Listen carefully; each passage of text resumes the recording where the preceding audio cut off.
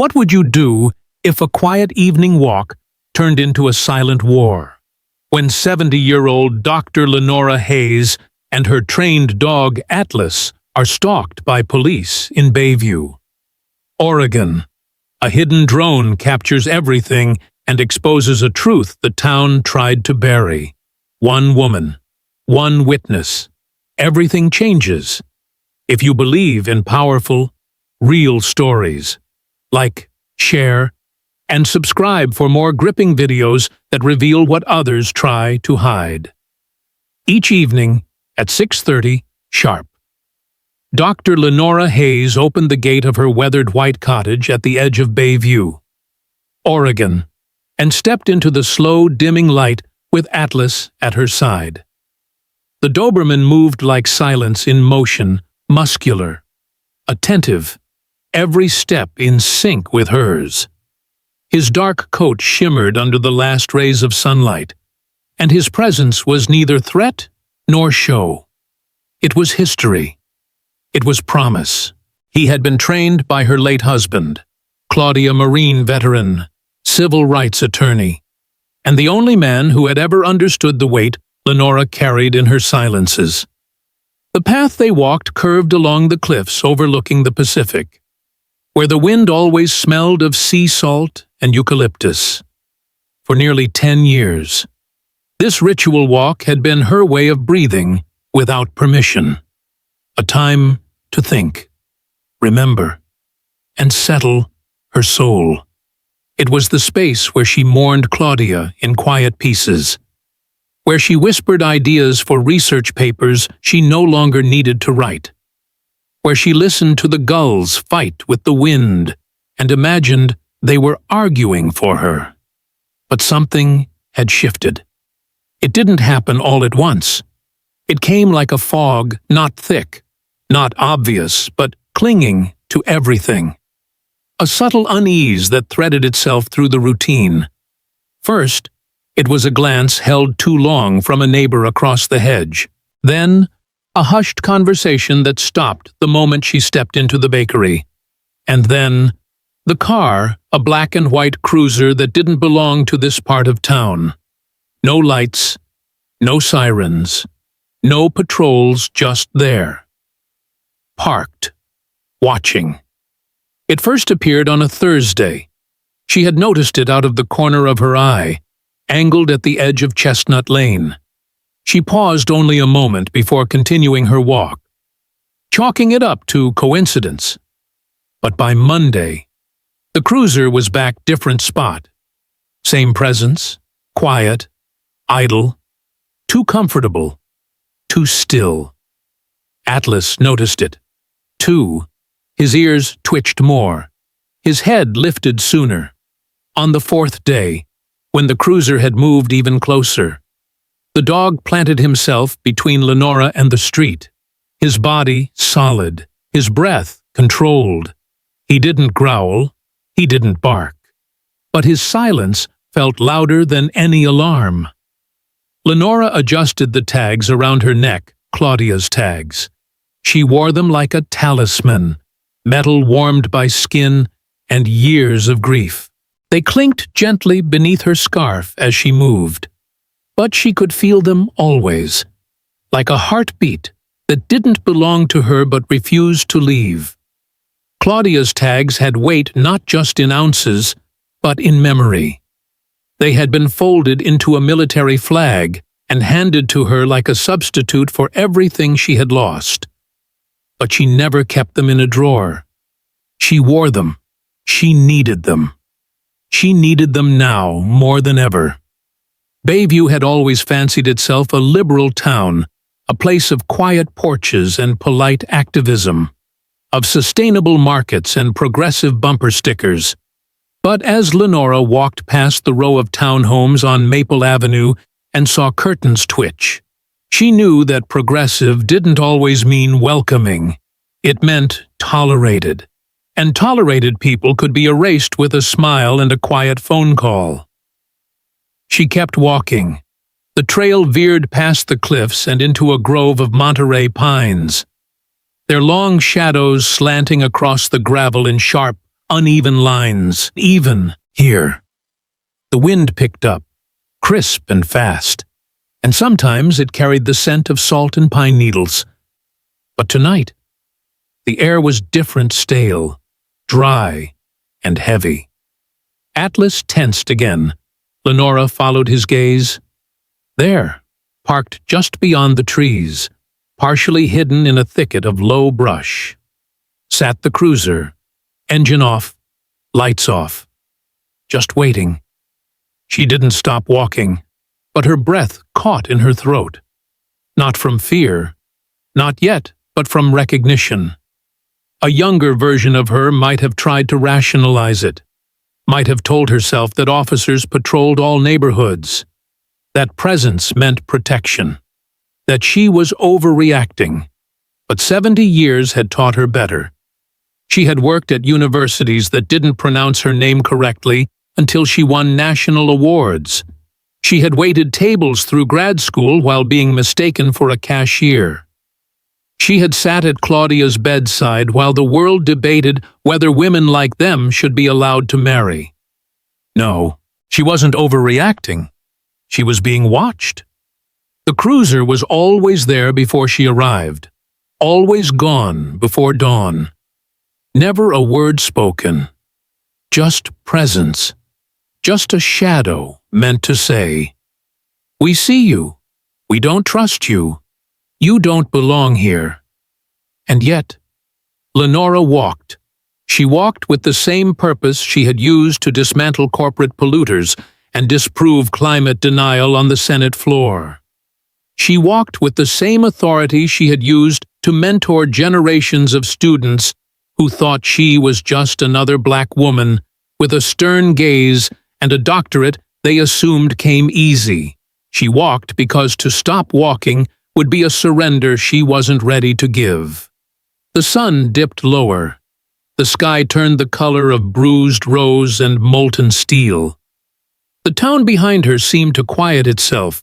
No more screen doors creaking. No more bicycles clicking past. Even the dogs behind picket fences seemed to hold their breath. Atlas paused, muscles locked, his head tilting toward the cruiser again. Lenora didn't need to see movement to know the officers were in there. She didn't need to hear their voices to know their eyes were trained on her like crosshairs disguised as concern. And she didn't need them to speak to understand that this wasn't about law. It was about presence. It was about pressure.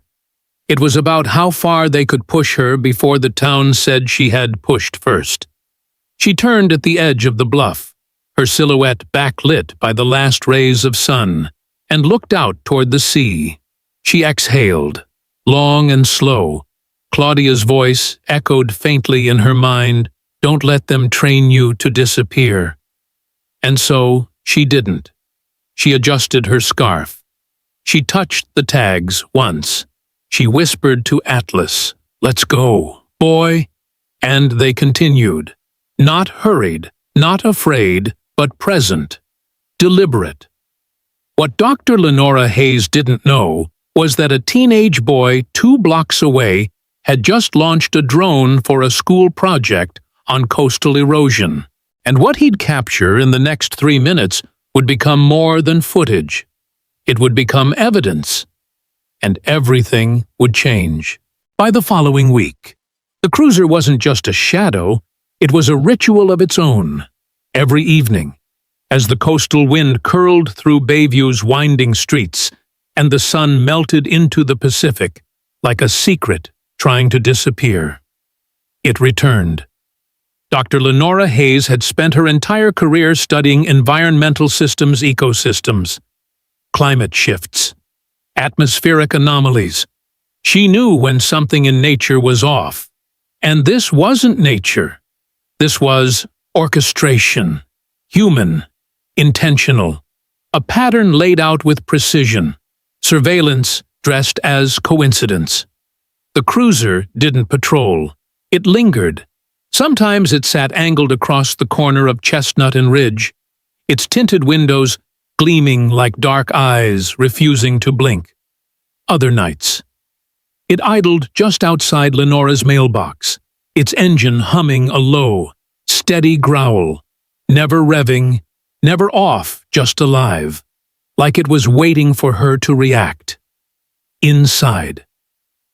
She began to recognize the shapes of the men who occupied it.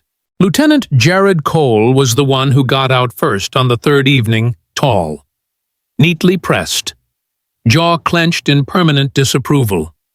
He wore his badge like a threat, not a duty. His face didn't move, but his eyes scanned everything, everyone. He didn't need to say a word. His presence alone was enough to freeze the air, cold and condescending. Cole moved like a man who believed law and power were synonyms. When he looked at Lenora, it wasn't to see, it was to assess, a calculation, a test. Then there was Officer Brian Kemp, and if Cole was ice, Kemp was fire, unpredictable, restless, always smirking like he knew something he dared you to ask about. Kemp leaned on the cruiser's hood like it was a throne. He adjusted his belt too often. He clicked his pen too loud. He tapped the tip of his baton against the bumper like he was timing a beat only he could hear. Sometimes he waved when Lenora passed, sarcastically, slowly, like his fingers were spelling out sarcasm in cursive. He never said a word, but his grin carried enough venom to silence any doubt about intent. And behind them sat the third Eli Moran, barely out of academy, young, pale, twitchy, the kind of officer who hadn't yet grown into the weight of the uniform but wore it anyway, hoping posture would make up for the dread. His eyes never stayed still. They darted from his partners to his hands, to Lenora, and back again. A loop of uncertainty trapped inside a squad car. He never got out. He didn't need to. His silence spoke as loudly as the others' smirks. They never issued commands, never asked for ID, never gave a reason. They just watched. And that watching, that was the violence. It was violence in its slowest form, passive, polished, and perfectly deniable. No slurs, no shouts, just stares, just silence, thick enough to press against the ribs. Every evening, as Lenora reached the bend near the mission trail where the eucalyptus trees began to thin and the street lamps cast long, accusatory shadows the cruiser would appear. Always ahead, always waiting. The town's charm, once built on whispers of old sea legends and slow, simmering kindness, now felt rigged. The coffee shop clerk, who once chatted about lemon scones, now offered cold nods. The postmaster, who used to wave from his truck, now seemed to always be on a call. And still. Lenora walked, because walking wasn't just ritual anymore. It was resistance. A declaration, you may watch, but I will not shrink. Atlas walked tighter beside her now. He didn't bark. He didn't growl. But he was alert in ways only a war-trained dog could be, eyes darting, ears tilting, shoulders tensed like springs wound tight, but still. Each evening, the ritual played out like a scene from a silent film. No words, just movement and atmosphere and tension that dripped like water from a cracked ceiling. Cole would exit the car first, adjust his belt, and pretend to scan the horizon. Kemp would lean back, boot crossed over the front bumper, smirk ready. Moran would stay inside, eyes flicking nervously between the rearview mirror and the side window, breathing like he had just remembered he needed air. And Lenora would pass dog tags glinting against her scarf. Posture straight, heart pounding like a metronome made of memory and steel. She began altering her route not to hide, but to expose, Instead of cutting through the side trail, she walked the longer path along Main Street, where security cameras caught every corner. She passed storefronts and city benches, made sure the retired librarian at the window above the co-op could see her. She became visible on purpose. She hated that. Visibility was supposed to be a choice, not armor, but in Bayview now, visibility was protection, and she knew from a lifetime of coded messages and sharpened silences that protection for women like her was always provisional. The officers showed up the next morning outside the vet's office. No calls, no emergency, just routine patrol. They claimed to the receptionist who dared ask. Atlas had his routine exam. Lenora walked out with her receipt and her jaw tight. Her back a knot of ache she didn't show. The cruiser rolled forward as she left the parking lot slow. Steady, less like a car and more like a dare. That night. She sat in her study and flipped through Claudia's old field notebooks. They smelled like dust and lavender. In the margins of one, Claudia had written in block letters, "Survival is not the same as peace." Lenora closed the notebook. This wasn't survival anymore. This was something else. Something uglier. The next evening, the cruiser didn't park. It crawled 10 feet behind her for nearly half a mile. Engine low. Windows cracked just enough to hear the wind whistle through. She didn't stop. Didn't speed up. Just walked. Every step deliberate. Atlas trotted beside her, occasionally glancing back. His expression unreadable, but ready. Cole never smiled. Kemp grinned wider. Moran, poor Eli Moran, looked like he'd seen a ghost. But none of them spoke. That was the part that choked her most. They wanted her to speak first, to give them a reason to act, to break the silence on their terms so they could shape the narrative. Unstable woman, agitated, defensive, possibly aggressive dog. She knew the script. They'd used it for decades. And so, she said nothing. But inside her, something was building. A pressure. Not panic, not fear. Something older. Rage. Maybe, but cold and measured. Not fire. Stone. Carved. 1,000 small cuts of being overlooked. 1,000 polite smiles that covered loaded stairs. It built like the sea against a cliff, slow but certain. That night, Lenora didn't sleep. Neither did Atlas. They sat by the window, watching the dark, waiting, not afraid, ready, and 2 blocks away, unnoticed by everyone. A teenager named Jaden Fields charged his drone battery. He wasn't looking for confrontation, but confrontation had already found its stage, and the lens was about to open. By the 3rd week of the silent surveillance, the tension around Dr. Lenora Hayes no longer pulsed in and out. Like a nervous tide, it had settled, thick and permanent, like fog that refused to lift. The patrol car was always there now, never on a schedule, but always perfectly timed to her presence. It was no longer just surveillance. It had become a ritual of intimidation, and Lenora had begun to feel it not just in the street, but in her skin, in her bones, in the air of her own home.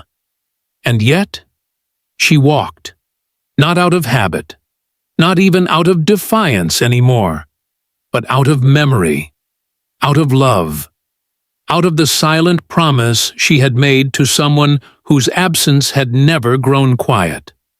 Every evening before she stepped outside, Lenora reached for the tags, Claudia's dog tags, 2 small, weathered pieces of metal threaded on a chain, warm from skin and years of grief.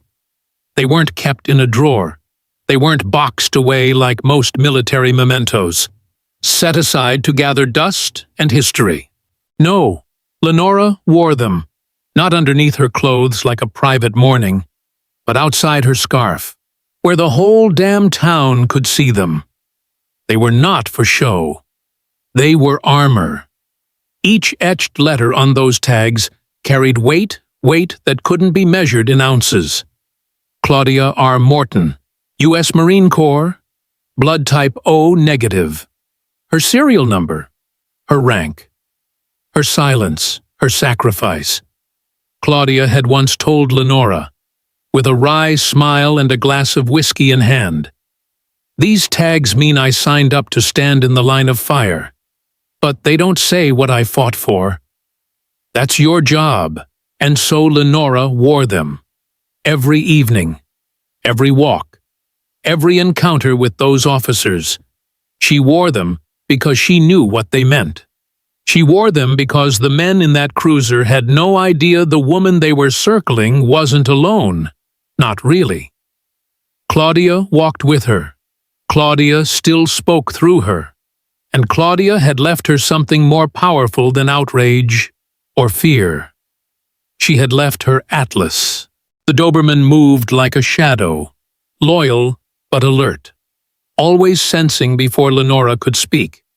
He didn't bark. He didn't growl. But the moment the cruiser appeared, his posture shifted, subtle but unmistakable. The stiffness of his back, the way he leaned ever so slightly forward, just enough to say, "I see you too." Atlas had been Claudia's last service dog, a veteran companion trained in calm deterrence, not aggression. His job wasn't to attack, it was to protect. It was to understand the difference between threat and noise. And that's exactly what he did, every night, without fail. When Lenora passed the cruiser on night 23, the night Lieutenant Cole actually tipped his head in a mock salute, Atlas placed himself just a few inches ahead of her. Not lunging, not bracing, just standing, firm, imposing, unmoving, and for the first time. Officer Brian Kemp's smirk twitched, just for a second, the kind of twitch that said, "Maybe this isn't going to go the way we thought." They didn't understand what they were looking at. They saw an older black woman in a long gray coat, carrying herself with quiet dignity, trailing a large dog. They thought they were watching someone fragile, alone, easy to rattle. But what they were really watching was the residue of decades of fight. What they were really watching was grief made into armor, and a war dog trained to respond not to commands, but to emotion. Claudia had always said, "The best dogs don't just learn your voice. They learn your silences." And Atlas had learned Lenora's perfectly. When she clenched the leash, he adjusted pace. When her breath caught, his ears perked. When she stopped mid-sentence while talking to herself on the trail, a habit she never could break, he'd shift his weight forward, scanning the trees. And on the night she didn't want to leave the house, the night the cruiser had idled for 40 full minutes outside her gate without moving, without flashing lights, without anything but the subtle menace of presence, Atlas sat beside her door and whined softly until she rose. Not to drag her out, but to remind her who she was.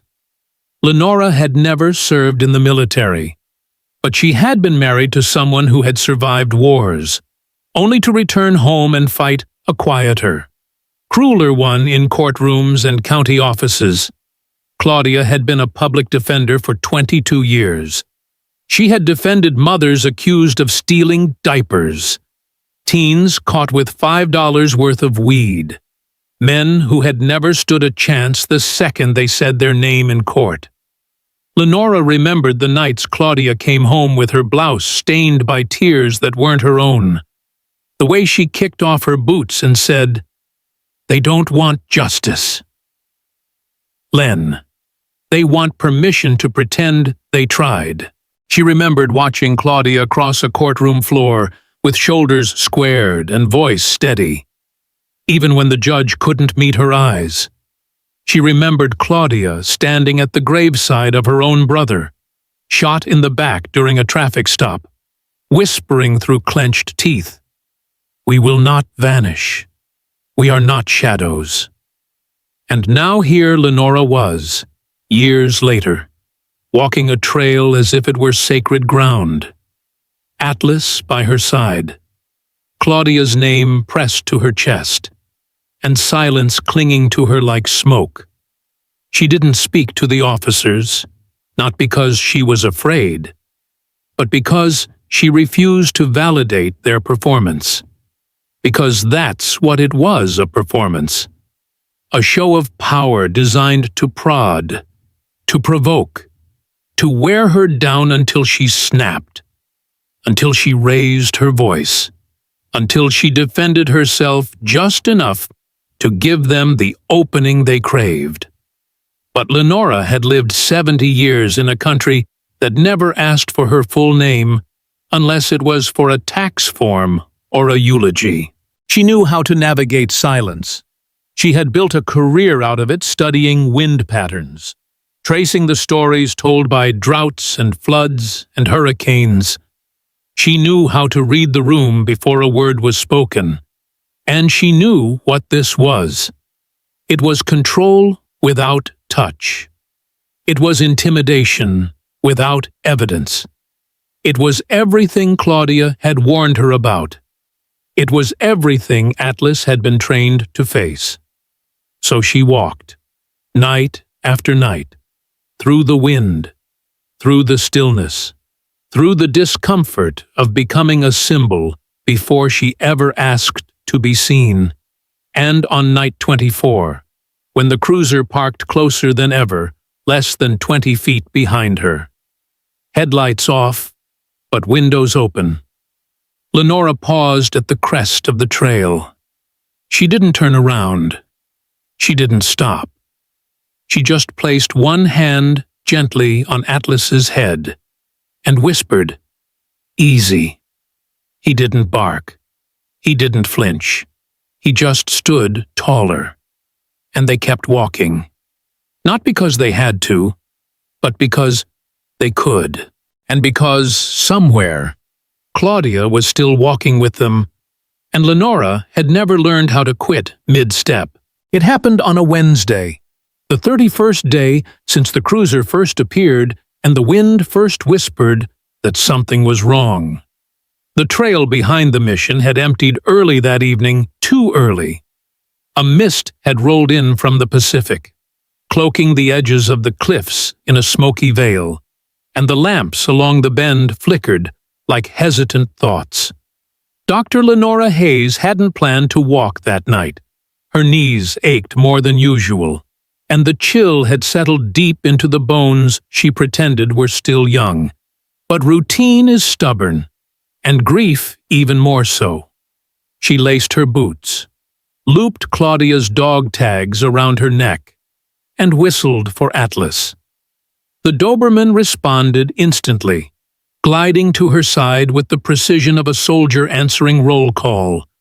His breath steamed in the cold, his eyes already scanning the hallway before they even stepped outside.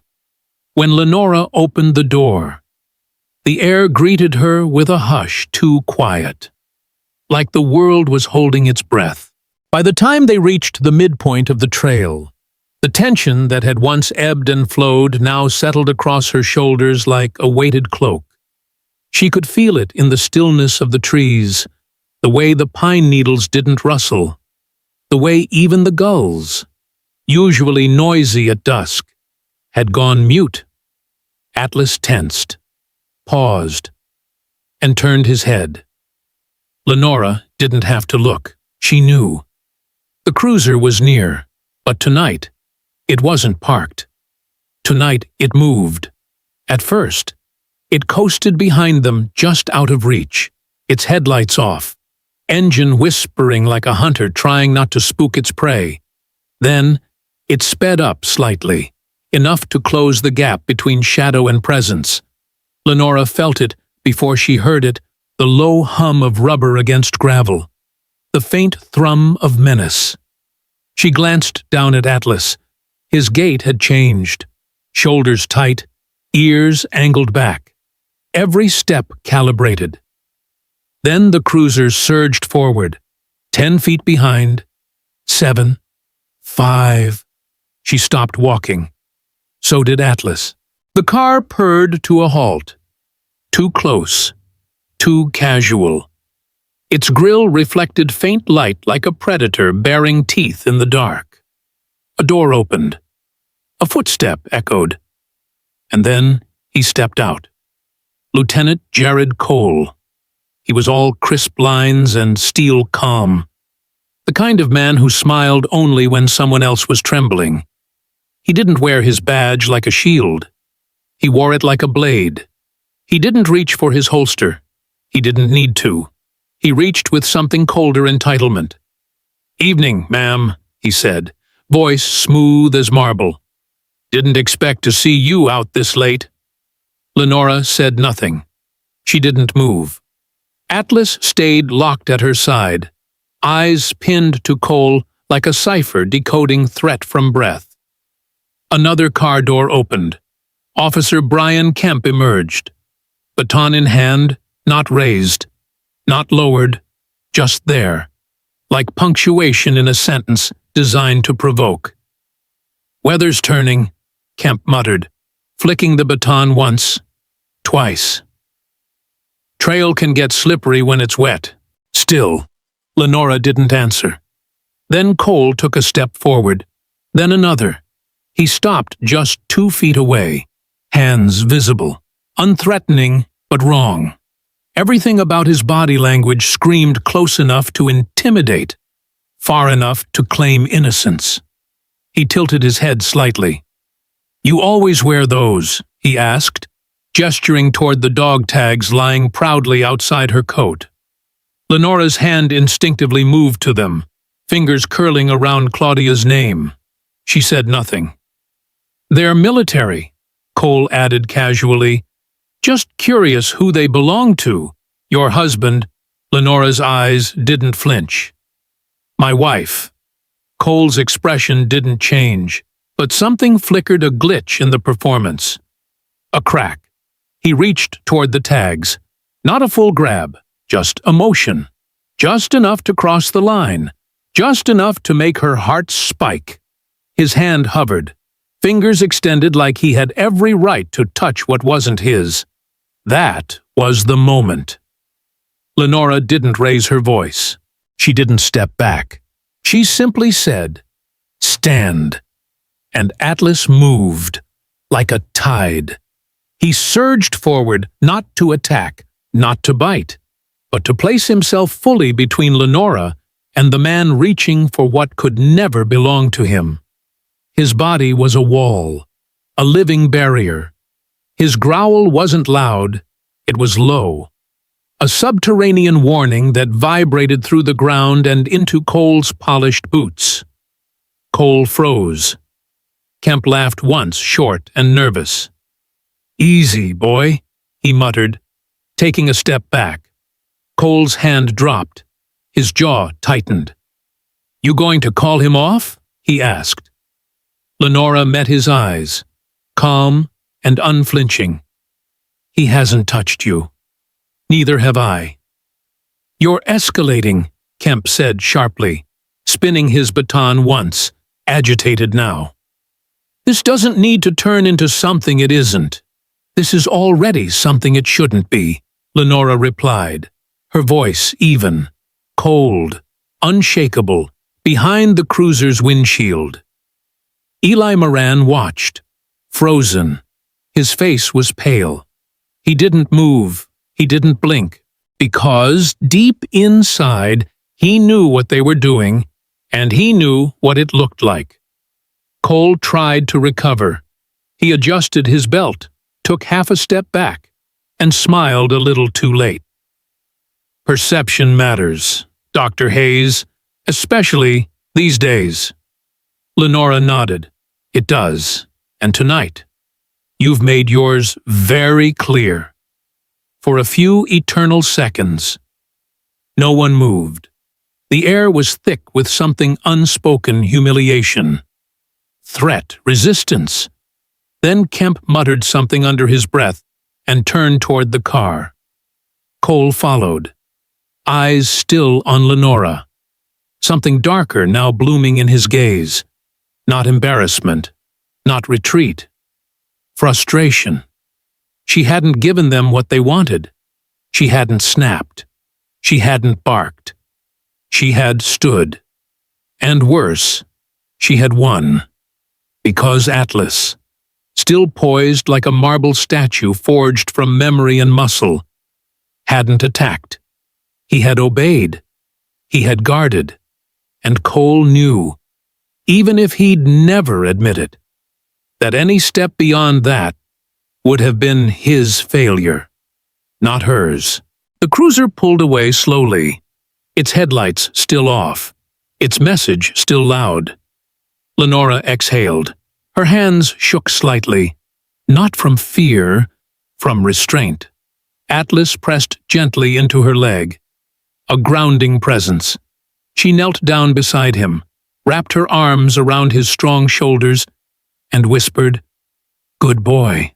Above them, unnoticed. A soft mechanical hum buzzed in the air. A drone.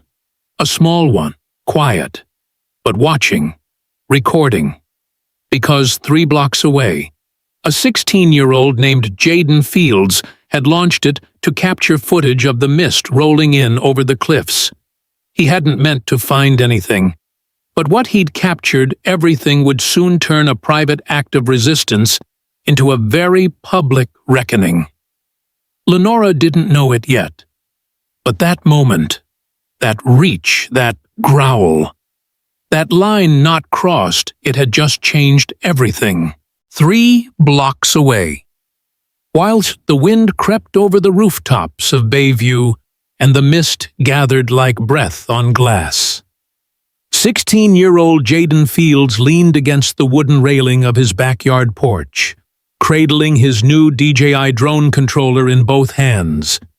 It was just after 7:30, and the sky had begun to bleed from navy to violet. That brief window of magic before true darkness settled in. He had no agenda, no protest to document, no scandal to chase. Jaden was just a teenager with a borrowed moment of peace. Testing the stabilizer on the birthday gift his mother couldn't really afford, but had bought anyway, because he'd talked about filmmaking like it was oxygen. He launched the drone into the cool, salty air, guiding it lazily above the tree line. His target, the old mission trail. He liked the way the path curled through the eucalyptus and dropped off near the cliffs, like a sentence left unfinished. He was hoping for some clean coastal shots, maybe a slow pan of the ocean swallowing the last scraps of sunlight. But what his drone found wasn't the sea. It was a scene unfolding in silence. Through the trembling branches, Jaden spotted movement, not of waves or birds, but of bodies. His screen flickered, then sharpened. There, in the grainy twilight, was Dr. Lenora Hayes, instantly recognizable in town even from a distance, her long gray coat, her upright posture, the glint of dog tags resting just beneath her throat, like medals of war. Atlas walked beside her, precise and alert, his powerful frame a contrast to her lean grace. And behind her, closer than should ever be allowed, crept a cruiser. Jaden squinted, instinctively adjusting the altitude and tightening the zoom. He didn't know what he was seeing, not fully, but something in his gut coiled, something about the way the car inched forward, the way the woman never turned, the way the dog didn't bark, but braced. Then the doors opened, and everything shifted. The camera, caught it all. Lieutenant Jared Cole, stepping out first, tailored, composed, but with an air of quiet threat. Officer Brian Kemp, baton twirling in hand like a metronome set to intimidation. Then the reach, the slow, deliberate movement toward Lenora's chest, toward those dog tags. The dogs shift. The command stand. Atlas surging forward. Not attacking, but standing like a wall between justice and provocation. Jaden's breath hitched. He didn't move. He didn't even blink. The scene playing out on his screen didn't need words. It was a language of postures and stares, of control disguised as concern, of power performing itself for no audience except no. There was one. He felt it in his chest. This wasn't just a walk. This wasn't a misunderstanding. This was a warning wrapped in silence. This was a trap laid with patience. And for the first time in his short life, Jaden understood what his grandmother meant when she said, "They'll test your presence before they test your patience." The tension on the trail didn't explode. It imploded. Quietly. Devastatingly. Lenora didn't raise her voice. Atlas didn't snap. But the air itself seemed to crack when she looked Cole in the eye and didn't flinch. When Kemp stepped back without a word. When the cruiser finally, slowly, pulled away. Jaden's hands were shaking now, not with fear, with certainty. He had captured something real, undeniable. He didn't sleep that night. He sat on the edge of his bed, knees bouncing. Drone footage still looped on his phone, the audio low, but the images louder than anything he'd ever seen in his life. He watched it 5 times, then 10. The 20th time, he muted it and just studied the movement, the body language, the space between officers, the frozen, charged breath of Lenora's stillness. He watched her stand without backing down. Watched Atlas become a shield without violence. Watched the way intimidation was offered like a handshake, with the confidence of men who thought no one would ever see them do it. And the more he watched, the angrier he got. Because if he hadn't been flying that drone, if his battery had died, if the mist had thickened, if the angle had shifted a few degrees, no one would have believed it. The next morning, he uploaded the footage. No cuts, no edits, no dramatic voiceovers, just the raw eye of the drone, witnessing what no one was supposed to witness. The title was simple: Evening Walk, Bayview Mission Trail, October 17th, within 24 hours. The video had over 15,000 views. By the end of the second day, local forums were ablaze. By the third, it was on national radar. Some viewers praised Lenora's composure, her strength, her silence. Others dissected everything: her posture, her tone, her choice to walk alone with a dog that size. But the video didn't lie. It didn't spin. It simply showed a 70-year-old black woman, her dog, and 3 officers circling her without cause. It showed a reach, a command, a refusal to step aside. And that was all it needed. Jaden didn't post a follow-up. He didn't offer commentary. He didn't need to. He had done the most radical thing a witness can do. He didn't look away. And because of that, the story could no longer be hidden. Because of that, the silence had finally been interrupted. Back on her side of town, Lenora didn't know about the video yet. She hadn't seen her name trending. She hadn't read the early news pieces. She had simply taken the next evening to rest shaken, but not broken. And when the cruiser passed her house that night, without stopping, without even slowing down, she noticed the air had changed. The performance had been recorded, and truth, once given a lens, was no longer theirs to control. By the 5th day after Jaden's footage went online, Bayview was no longer the quiet coastal town it pretended to be. The air hung heavier, sidewalk conversations died when doors opened, the morning dog walkers once friendly, chatty crossed the street now, leashes pulled tight, eyes focused on pavement. Bayview's polite silence had fractured, and in the jagged space left behind, the town began to split. It wasn't the footage itself that did it.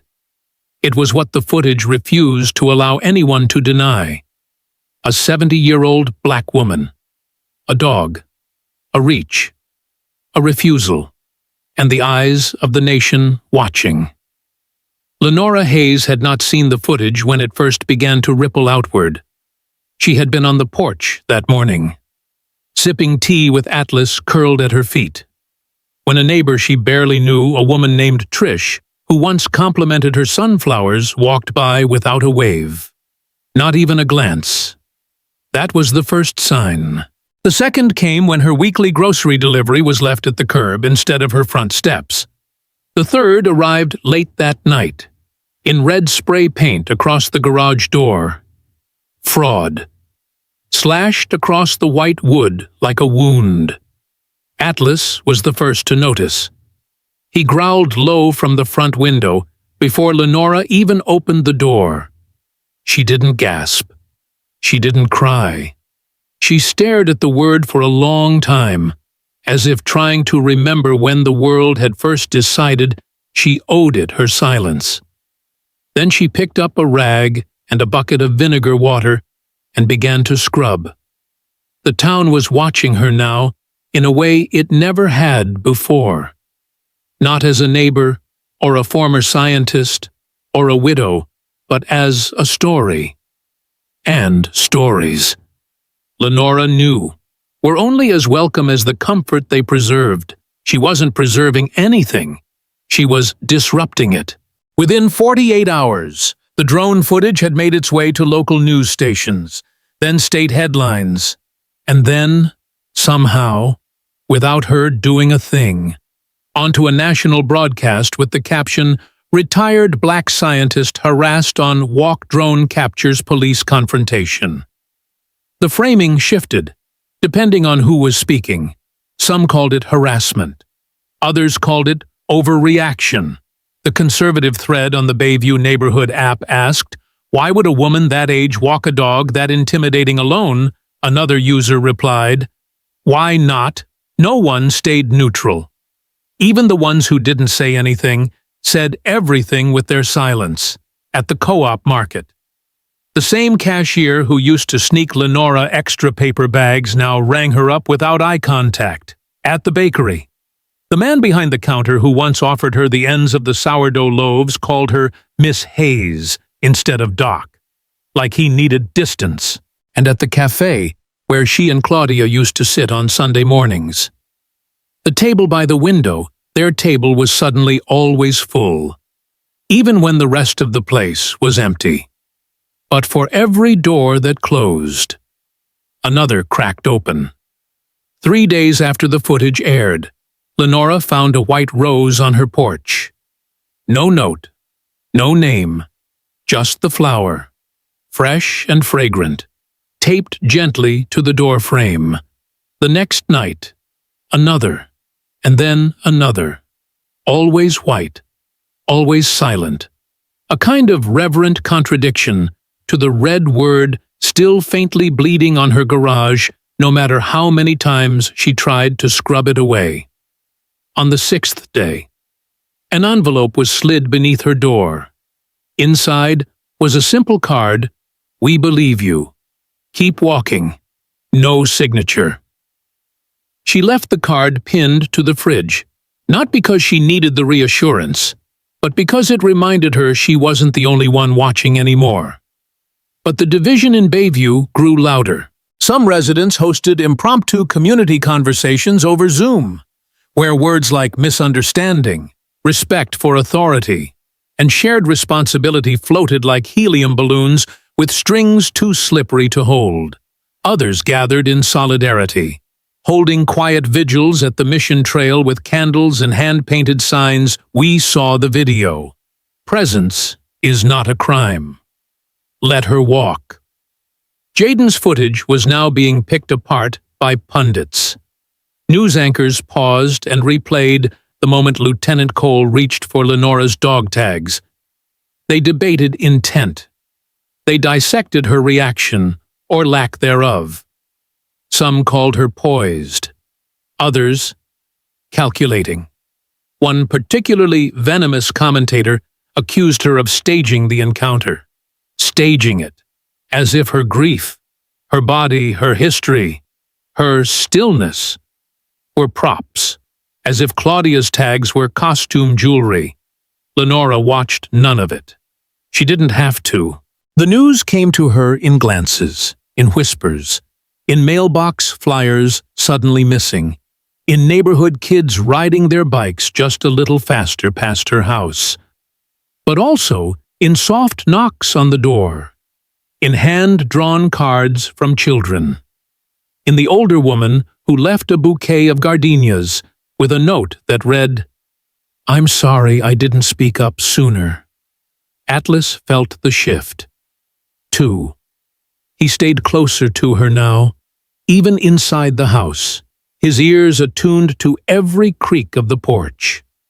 He had begun sleeping beside the front door instead of at the foot of the bed. The loyal guardian Claudia had trained was now a full-time sentinel, waiting for the next act in a town that had traded politeness for exposure and didn't yet know what to do with the truth. One morning, while Lenora sipped tea and stared at the new rose left on the windowsill, she realized the most painful part wasn't the paint. It wasn't the stares or the questions or even the lies. It was the distance, the hollowing out of the people who used to call her friend. The way the community that had once waved now looked through her, as if the act of standing had made her less human. They wanted her to be the version of herself that had nodded politely in line, smiled when mistaken for the help, apologized when someone cut her off in conversation. They wanted the woman who walked quietly, shopped quietly, mourned quietly. But the video had revealed something else. It revealed that she would not disappear for their comfort. And that was the betrayal Bayview couldn't forgive. That night, someone egged her fence. 2 of the white roses were crushed beneath yolk and shell. She found Atlas staring at the mess in the morning, his body still, eyes sharp. She didn't clean it right away. She stood in her driveway, in her coat, holding Claudia's tags in one hand and the note from the fridge in the other. And for the first time in a week, she smiled. Not because the town had changed, but because it couldn't pretend it hadn't. The mask had cracked. The silence was broken, and even if they hated her for it, they could no longer say they didn't know. The call came just after 9:30 on a Thursday night, when the sky outside was thick with fog and the porch light hummed faintly above the cracked wooden steps. Dr. Lenora Hayes had just finished rinsing the kettle when the phone rang sharp, insistent, unexpected. She hesitated. These days, the phone meant one of 3 things: a threat, a whisper of support too afraid to speak in person, or another journalist fishing for a headline. She nearly let it ring out, but something in her bones told her to answer. Dr. Hayes. The voice was crisp, measured, a woman's voice, low and calm, but not cold. "This is Deputy Chief Simone Alvarez. I'm calling unofficially. Off the record. Not for the department, for me." Lenora stood still in the kitchen, her hand tightening around the phone. She'd heard the name before. Everyone in Bayview had. Alvarez was a rarity in their town's polished, quietly segregated halls of power, a black woman in a badge. Known more for her calm resolve than her rank. She wasn't flashy, she wasn't loud, but she was steady. And no one, not even the loudest critics of the department, had ever called her dishonest. "I saw the footage," Alvarez continued, her voice taut with something that sounded like restraint and anger braided into the same thread. "All of it. I've watched it a dozen times, and I want you to know, what they did that wasn't just wrong, it was calculated." Lenora didn't answer right away. She looked out the window, watched the wind stir the last of the white roses that had begun to wilt on the sill. "You don't need to tell me that," she said quietly. "I lived it." "I know," Alvarez said. "And I'm sorry, not because that changes anything, but because someone in this department should have said it long before now." A silence followed. It wasn't awkward. It was thick, dense, the kind of silence that held too many years, too many nights, too many women like Lenora who had been asked to take it on the chin, to take it with grace, to take it in silence. Finally, Lenora asked, "Why now?" Alvarez didn't hesitate. "Because your walk gave the rest of us no more room to pretend." She went on. The words came carefully, not scripted, but chosen like stepping stones across a fast-moving river. "There have been reports," she said, "unfiled stops. Black residents pulled over without cause. Pedestrians trailed for blocks. Surveillance without documentation. I've been collecting complaints quietly for months, trying to build something solid. But nothing stuck. Nothing provable. Until now." Lenora gripped the back of a kitchen chair. "So now I've become the one who's stuck." "No," Alvarez replied. "You've become the crack in the wall, the one they can't patch over, for a long time." Lenora said nothing. She thought of the eggs on her fence, the word fraud still faint on her garage, the bouquets of roses left in silence, the children's drawings taped to her front gate. She thought of Claudia's tags against her skin and the dog sleeping by her door, like a sentinel sworn to a past no one else remembered. "Why are you really calling?" she asked at last. Alvarez exhaled. "Because the district attorney's office is opening a formal investigation. Assistant DA Marisol Vega is leading it. And we need your help." There it was, the ask, the shift from sympathy to action, from quiet nods to open witness. "You want me to testify?" Lenora said, flat, tired. "We're asking you to." "Yes, to go public, put a target on my back." Again, "Yes." Lenora turned from the window and walked to the living room, where Claudia's favorite chair still sat sunken and faded. She lowered herself into it slowly, letting the years settle around her like dust. "They already think I made it all up," she said. "The town. I mean, the people who once waved at me, who once invited me to their barbecues. I know. They want me to stay quiet so they can stay comfortable." "I know." She stared at a photo of her and Claudia on the mantel, both younger, both smiling, both unaware of how short the years would be. "What happens if I say yes?" "It means they'll come for you harder," Alvarez said honestly. "The officers, their lawyers, the media, they'll dig through your past. They'll question your judgment, your mental state, your marriage, your silence, your dog, everything. They'll try to rewrite your story before you can speak it. And if I say no, then they'll close this case. and they'll do it again to someone else. Lenora's hand, erupts, drifted to Claudia's tags.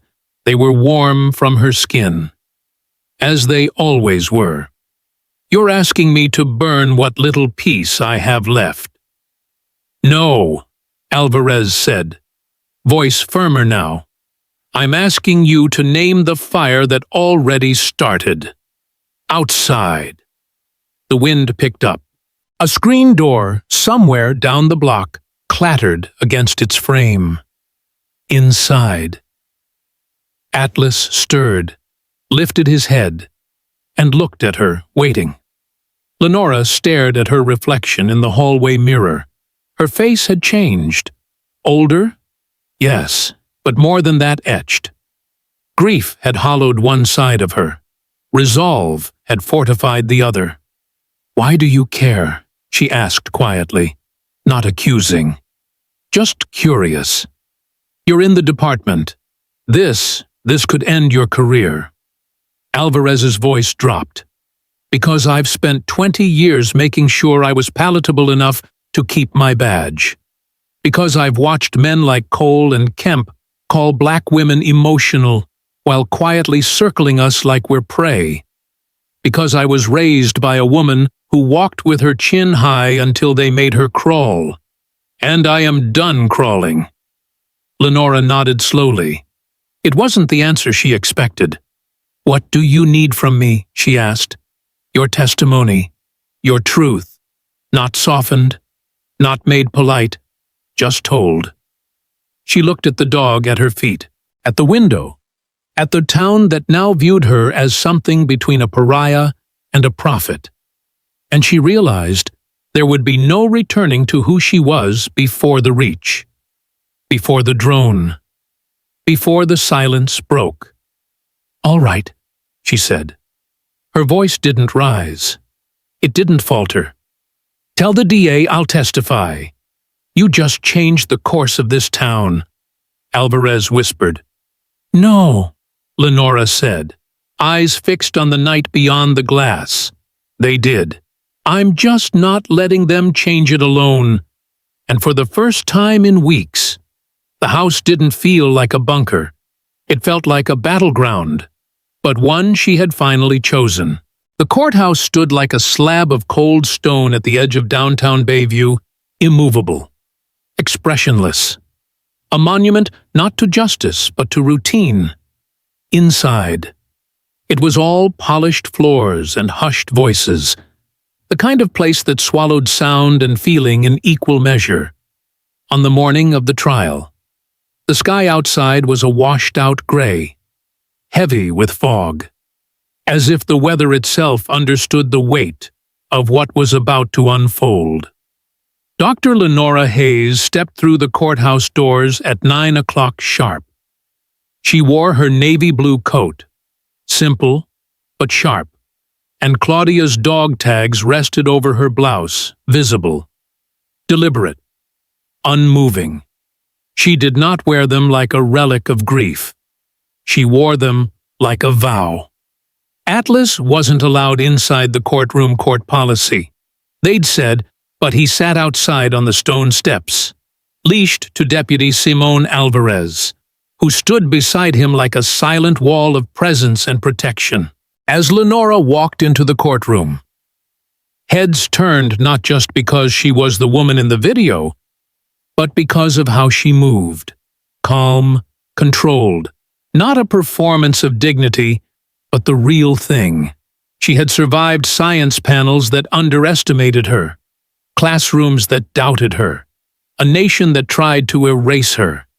This courtroom, with its glares and microphones and hidden sneers, would not be the place that broke her. She sat down at the front, folded her hands in her lap, and waited.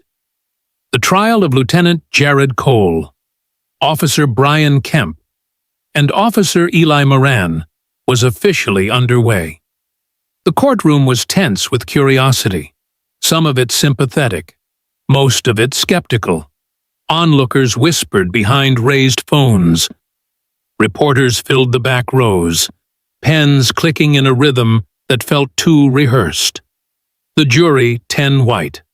2 non-white watched Lenora closely, as if she might, at any moment, do something to confirm their doubt or their belief.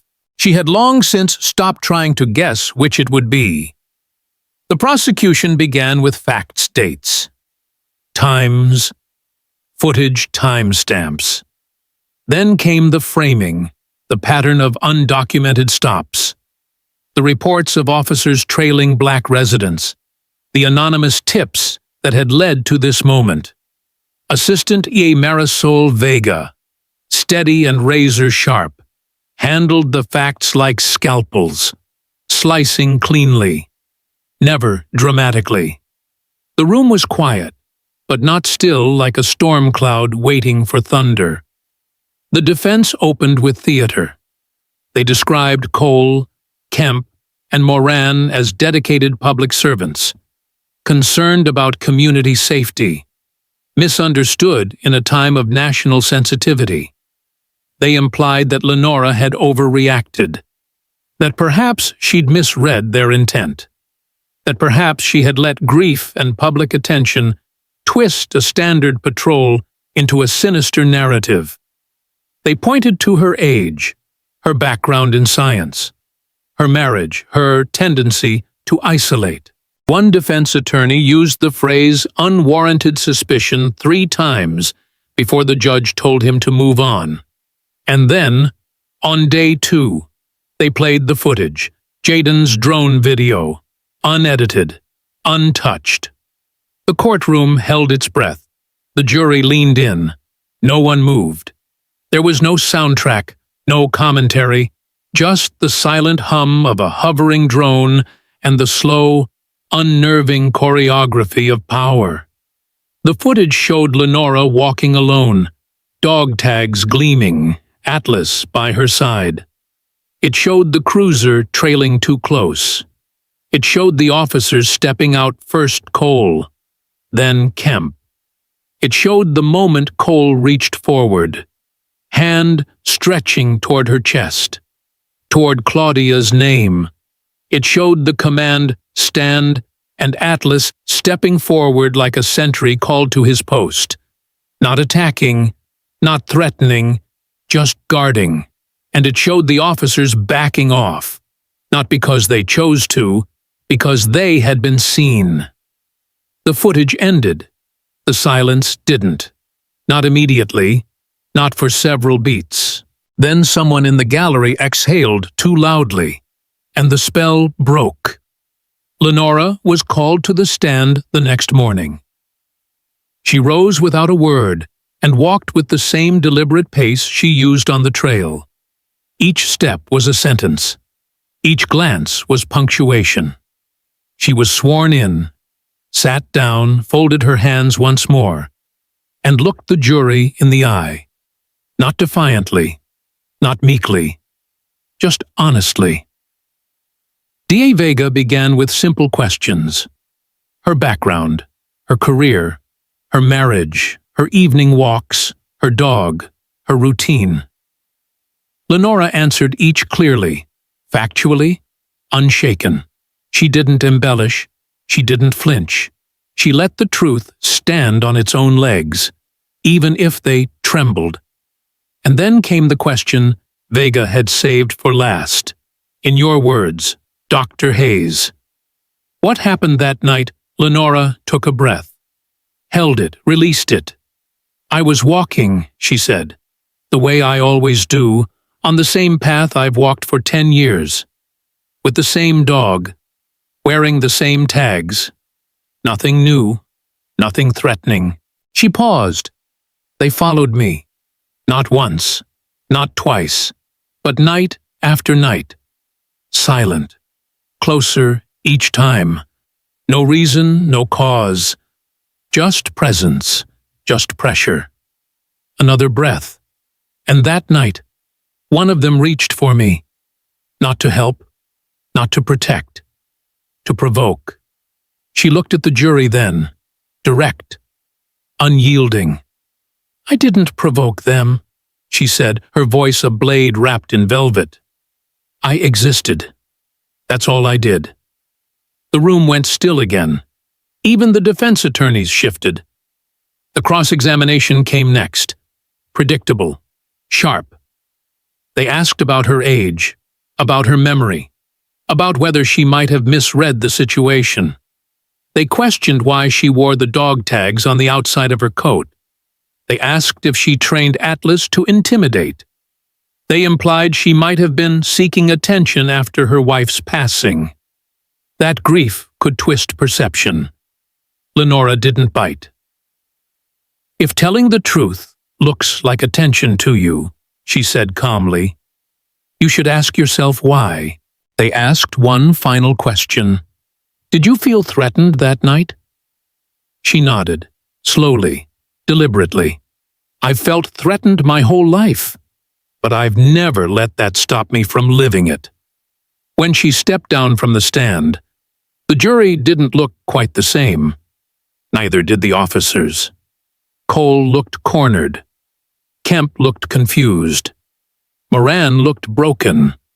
Something in him had cracked under the weight of silence, finally exposed. Lenora returned to her seat, spine straight, hands steady. She hadn't raised her voice once. She hadn't cried. She hadn't begged. But somehow, she had spoken the loudest in the room. And as the trial moved forward, testimonies, closing arguments, procedural wrangling, the image that lingered wasn't the footage. It was her face when she said it. I didn't provoke them. I existed. And for the first time. The town of Bayview had to ask itself what it truly found threatening. Her actions or her existence. It was the 8th day of the trial, just before noon, when the jury returned. The courtroom had never been quieter. The walls, usually filled with the quiet hum of side talk, pens tapping, or shoes shifting on polished floors, were now pulseless, still. Even the air seemed afraid to move. 12 jurors, their faces worn and unreadable, filed into place. The foreperson stood, the judge's voice, cool and formal, asked the question heard in every courtroom across the country at moments like this. Has the jury reached a verdict? We have, Your Honor. Lenora Hayes sat with her hands folded in her lap, her spine straight. She didn't blink, didn't tremble.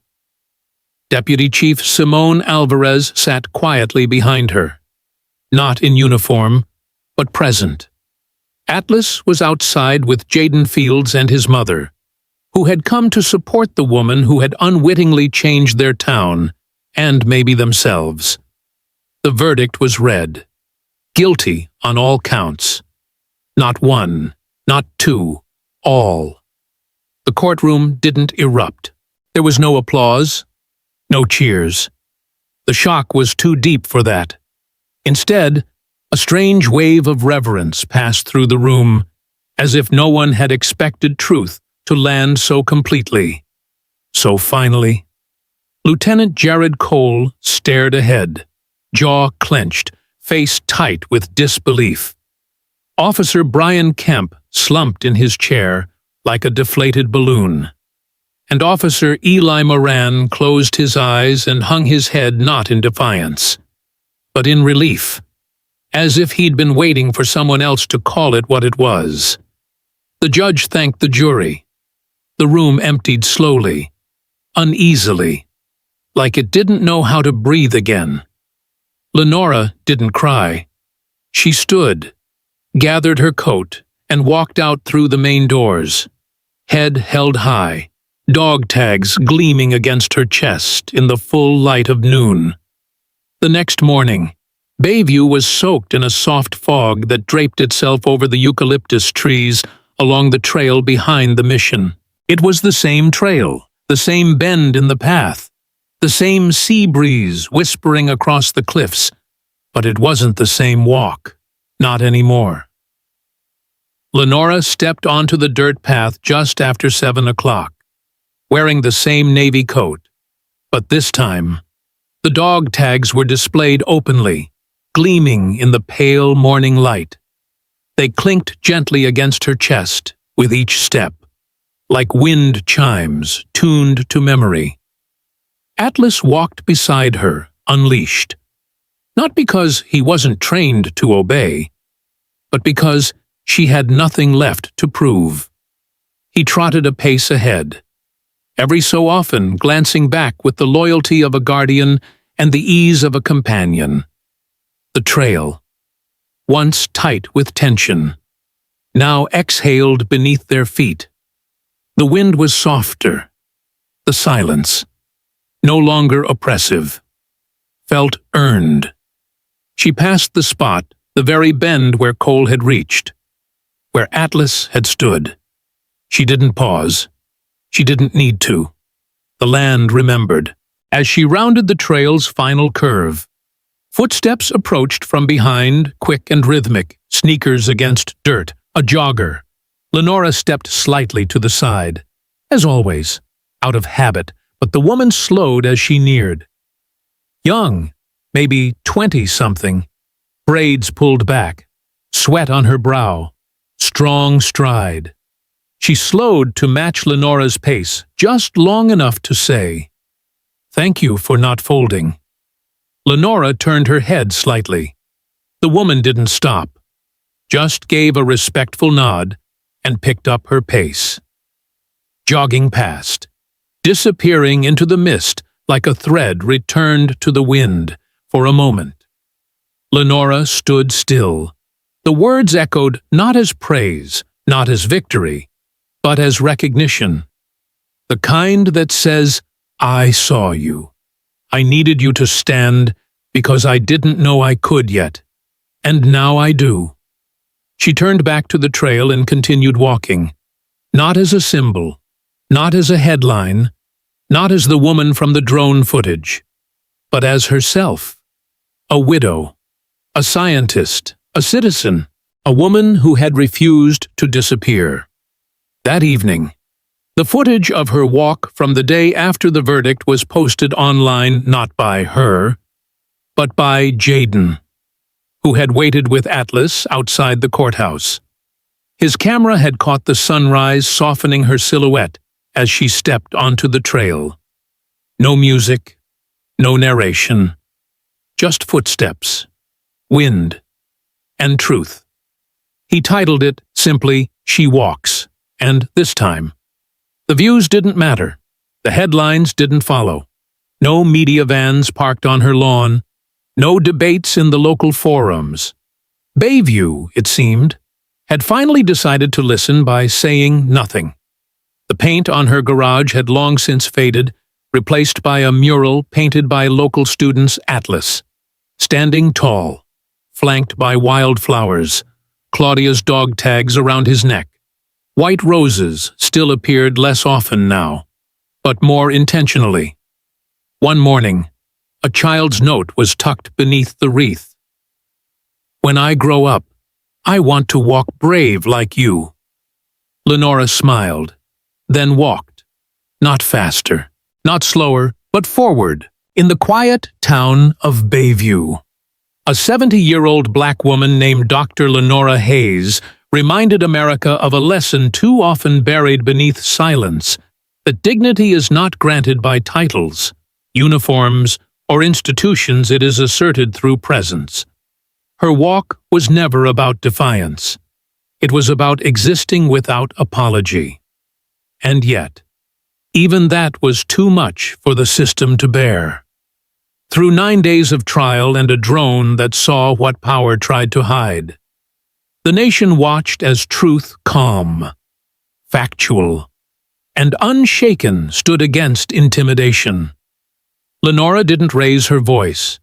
She didn't fight back with fists. She fought with stillness, memory, and a pair of dog tags that carried her late wife's legacy like armor. The officers didn't fear her actions. They feared her visibility. And when the verdict came guilty on all counts, it wasn't just justice for Lenora.